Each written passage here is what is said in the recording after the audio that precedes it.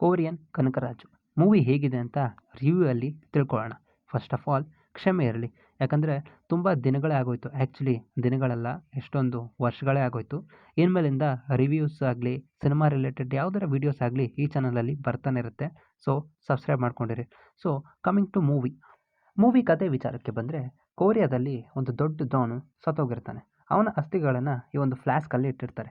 ಈ ಫ್ಲಾಸ್ಕ್ ಇಂಡಿಯಾಗೆ ಹೇಗೆ ಬಂತು, ಈ ಫ್ಲಾಸ್ಕ್ಗೂ ನಮ್ಮ ಹೀರೋ ಕನಕರಾಜುಗೂ ಏನು ಲಿಂಕ್, ಇದರಿಂದ ನಮ್ಮ ಹೀರೋಗೆ ಏನೇನೆಲ್ಲ ಪ್ರಾಬ್ಲಮ್ ಆಗುತ್ತೆ, ಅವನು ಅದನ್ನು ಫೇಸ್ ಮಾಡ್ತಾನ ಇಲ್ವಾ ಅನ್ನೋದನ್ನು ನಾವು ಸಿನಿಮಾದಲ್ಲಿ ನೋಡಬೇಕು.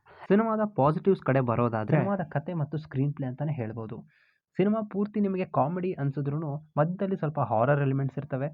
ಹೀರೋ ವರುಣ್ ತೇಜ್ ಮತ್ತು ಹೀರೋಯಿನ್ ರತಿಕಾ ನಾಯಕ್ ನಿಮಗೆ ಕೊಟ್ಟಿರೋ ಪಾತ್ರಗಳನ್ನು ತುಂಬ ಚೆನ್ನಾಗಿ ನಿಭಾಯಿಸಿದ್ದಾರೆ. ಮತ್ತು ಮೂವಿಗೆ ಸೆಕೆಂಡ್ ಹೀರೋ ಯಾರು ಇದ್ದಾರೆ ಅಂತ ಅಂದರೆ ಅದು ನಮ್ಮ ಸತ್ಯ ಅವರು.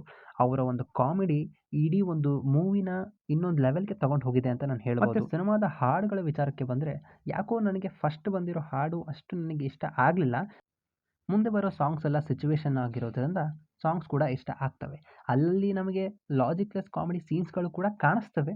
ಆದ್ರೂ ಲಾಜಿಕ್ ಎಲ್ಲ ನಾವು ಸೈಡ್ಗಿಟ್ಟು ಬರೀ ಒಂದು ಫುಲ್ ಫ್ಯಾಮಿಲಿ ಫನ್ ಎಂಟರ್ಟೈನರ್ ಮೂವಿನ ನಾವು ನೋಡಬೇಕು ಅಂತಂದರೆ ನಾನು ಈ ಮೂವಿನ ನಿಮಗೆ ಸಜೆಸ್ಟ್ ಮಾಡ್ತೀನಿ. ಮತ್ತು ಮುಂದಿನ ವಿಡಿಯೋದಲ್ಲಿ ಸಿಗ್ತೀನಿ ಅಂತ ಹೇಳ್ತಾ, ನಿಮಗೆ ಈ ಚಾನಲಲ್ಲಿ ಮುಂದೆ ಯಾವ ಥರದ ವೀಡಿಯೋಸ್ ಬೇಕು ಅಂತ ಕಮೆಂಟ್ ಸೆಕ್ಷನಲ್ಲಿ ಕಮೆಂಟ್ ಮಾಡಿ. ಟಿಲ್ ದೆನ್ ಬಾಯ್.